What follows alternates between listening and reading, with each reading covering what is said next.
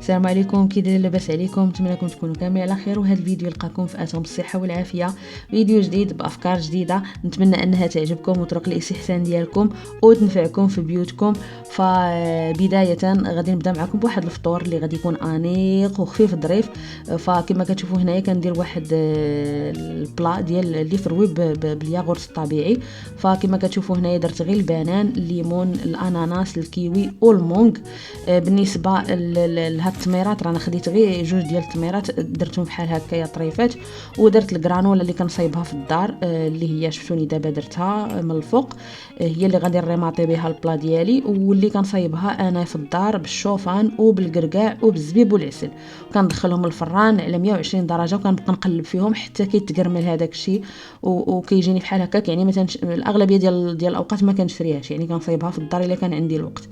وكملت البلا ديالي كما كتشوفوا بديك الكونفيتير ديال الفروته ديال البوسكي، اللي هي كنصايبها يعني ككونفيتير في الدار، يعني كنصايبها غير بالسكر شويه ديال الحامض، وكنقاس عليها البوطه وكنخليها تعسل.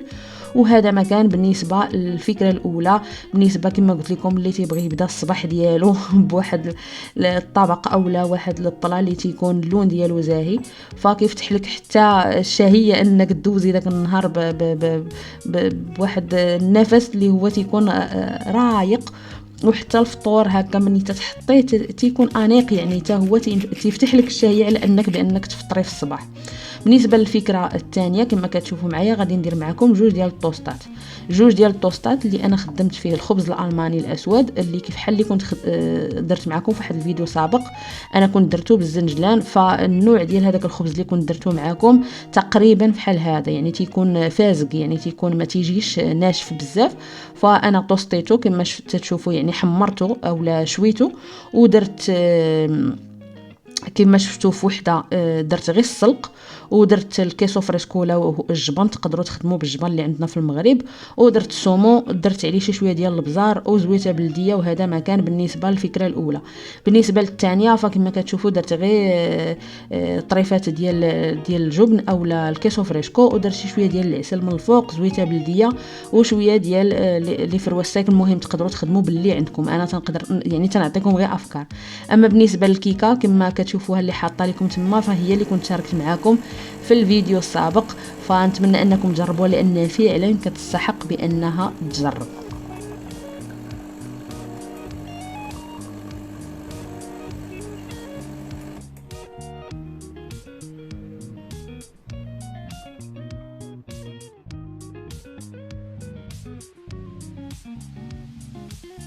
وهنا ان شاء الله غادي نديكم هاد البريسه اللي هي قريبه على قلبي بزاف، لان البلاصه الوحيده اللي غنمشي نفوج فيها يعني قريبه للدار، وماشي بالضروره بانني نركب زعما في المركوبه عاد نمشي ليها. فهذه مره في يومين اولا مره في 3 ايام ضروري خاصني نمشي ليها. بالنسبه لهذا 4 شهور هذه اللي كنت ما خداماش، فدابا غادي تبدا ان شاء الله الخدمه. ما عرفتش واش غيبقى عندنا الوقت بانني نخرج نتمشى ولا يبقى عندنا الوقت باننا نديروا حويجات اخرين. فتنتمنى انني نبقى معكم يعني في القناه ونشارك معكم فيديوهات. هذا بطبيعه الحال. الا كنتوا حتى نتوما مهتمين خليوها ليا في الكومونتيرات، واش هذا الشيء اللي كنقدم معكم واش كيعجبكم، لان يعني هامني بانني نعرف واش هذا الشيء اللي انا تنتقاسم معكم يعني تينفعكم وكيعجبكم الطريقه ديالي، لا في التصوير ولا في التقديم ولا في الطبخ ولا حتى في دوك الخريجات اللي تنشارك معكم. فعافاكم خليوا لي الكومونتير ديالكم، وما تنسونيش حتى من لي لايك بطبيعه الحال.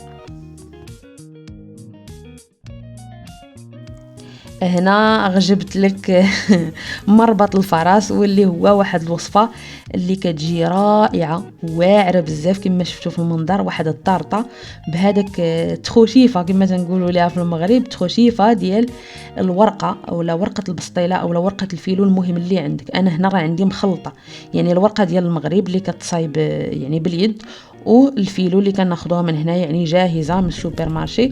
فانا كما تشوفوا كندير ليها الزبده، الكوكو، السكر والناباج والجليكوز. يعني انا عندي هنا تقريبا باش ندير 3 ديال الاوبيلاس. هاد كما كتشوفوا يعني هاد السيليكون هذا او هاد المولدي انا عندي كبير. نتوما تقدروا تشكلوا بشكل صغير بطبيعه الحال، وتقدروا تعمروا هاد الطارطه هذه باي حاجه عندكم. يعني تقدروا ديروا على القشده الطريه مثلا، ما تحتاجوش لهذوك الفواكه. المهم انا هاد الشيء اللي عندي رانا خدمت به. فكما كتشوفوا انا غادي نديرها بالبينيا اولا بالاناناس اللي غادي نعسلو.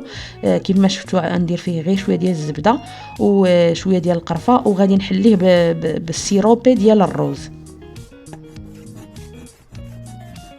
فبالنسبه للمكعبات كما كتشوفوا قطعتهم بشكل صغير، لان انا تيعجبني كما تنقول لكم دائما داكشي يكون عيم حيت صغيور وكيجيو انيقين وما تجيوش باينين بحال هكا كبارين في وسط الطارط ديالنا اللي غادي نمونطيو دابا.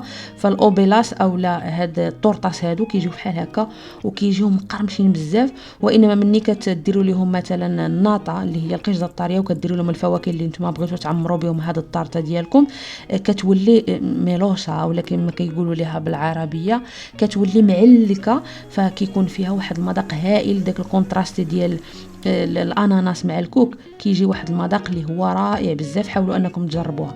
بالنسبه للسيروبي اللي بغيت نهضر لكم عليه راه كيجيبوه في الليدل.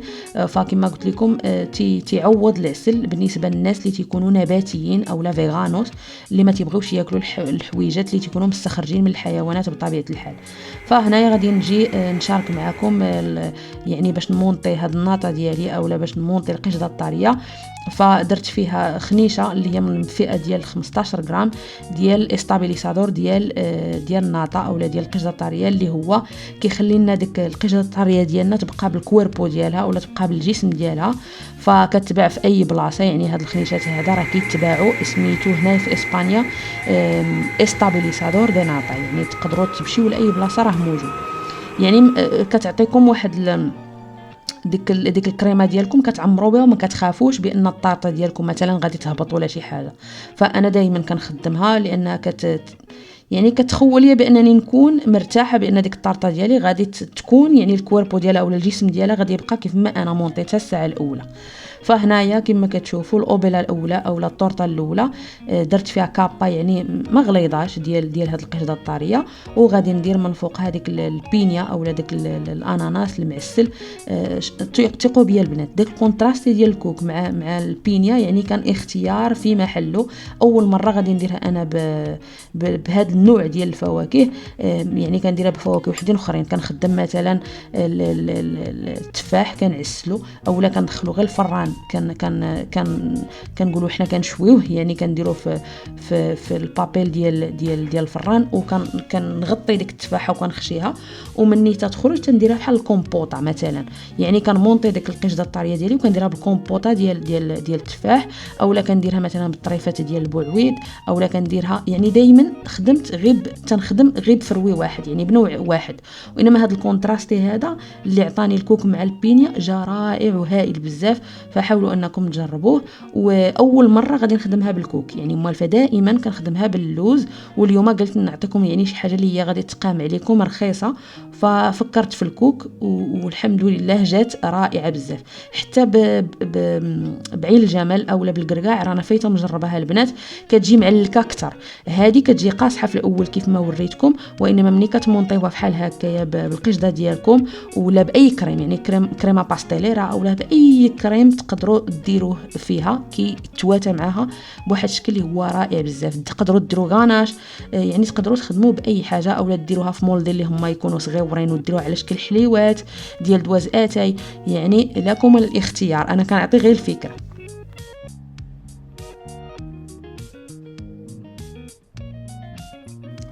وهنا ان شاء الله غادي نشارك معكم واحد الصوبه اللي انا بعدا تنعتمدها وكندير منها بزاف ديال الانواع بالنسبه لرمضان ان شاء الله بحول الله ولا من غير حتى رمضان.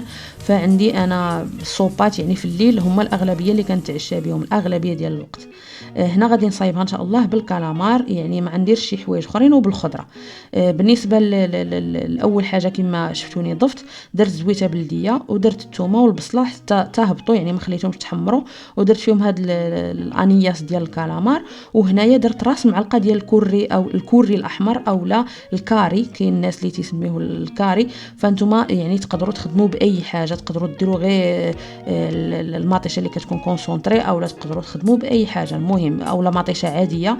فانا يعني اللون قلبت عليه بهذاك الكوري الروخو اللي تيكون حتى بيكانتي وتيكون يعني تيكون حار بزاف.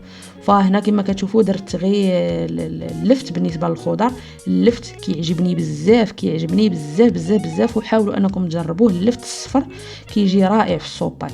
وهنايا درت صوجا ودرت ديك الطوماطي اللي كنت قلت لكم عليها، الطوماطي تشيري اللي كنت واخداها من ايطاليا، اللي تيكون بحال هكا من الشف، فكيضيف واحد النكهه اللي هي واعره بزاف. انا بعدا تيعجبني نطيب به لانه في واحد الميلونج بين المالح والحلو هائل بزاف، وما فيش لاسيديس.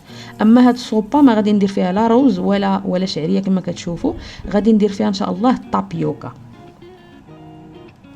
فهاد الطابيوكا هذه تعتبر واحد النشويات، واحد النوع من النشويات اللي تيخرجوهم من البطاطا اللي سميتها اليوكا، اللي عندنا هنا موجوده هنا في اسبانيا، ورخيصه حتى في الثمن لانهم كيستعملوهم اللاتينوس.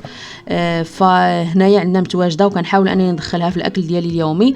وكيف ما كتشوفوا درت معاها باش نكملها اولا باش نكمل هاد الصوبه ديال الطابيوكا بالخيزو كما كتشوفوا اللي مقطع شرائح رقيقه بطبيعه الحال، والسلق اللي صافي غادي نديرهم وغادي نطفي عليهم البوطه ونغطي باش ديك الفوائد ديال الخضره تبقى ليا في هذيك الصوبه ديالي وما يطيبش ليا هذا الشيء بزاف.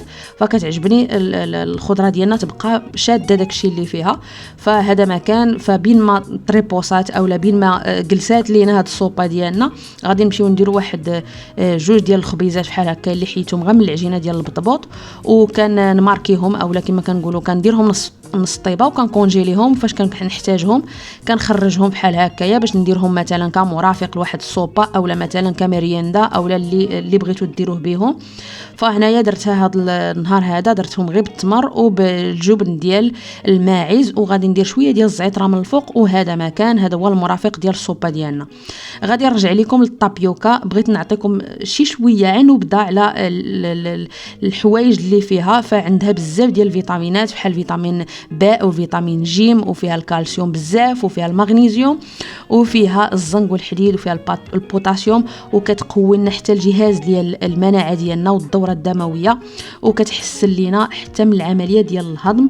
زياده على ذلك انا باش كتعجبني ما فيهاش الجلوتين، فمره تنبغي ندخل بحال هذا النوع ديال هاد الحويجات هادو اللي شي شويه تيكونوا خارجين على العاده كما كنقول لكم، باش كنبغي نجرب ونبغي نزيد حتى الجسم ديالي فوائد اخرى ما يكونش مولف عليهم. كنبغي نحيد لهم داك الريتم اللي هو اولا داك الروتين ديال الاكل اللي دائما كنكون مولفه عليه. فعلى داكشي كنبغي نشارك معكم هاد الحويجات هادي اللي تيكونوا كما كنقولوا حنا هنايا الراره شي شويه وخارجه على العاده. فالفوكاتشا ديالي اولا الخبيزات ديالي يخرجوا بحال هكا كيجيو محمرين وش غنقول لكم تيجيو مقرمشين. غادي تسمعوا دابا القرماشه، غادي ناكل معكم واحد الطريف كيجيو رائعين، وداك الكونتراست ديال الفرماج اللي تيكون هكا مجهد مع التمر كيجي هائل. وهذا ما كان بالنسبه للفيديو ديال اليوم، نتمنى انه يكون عجبكم وراق الاستحسان ديالكم، وحتى نتلاقاو في فيديو اخر ان شاء الله. وما تنساونيش من الدعم ديالكم، والله يعاون حتى المره اخرى.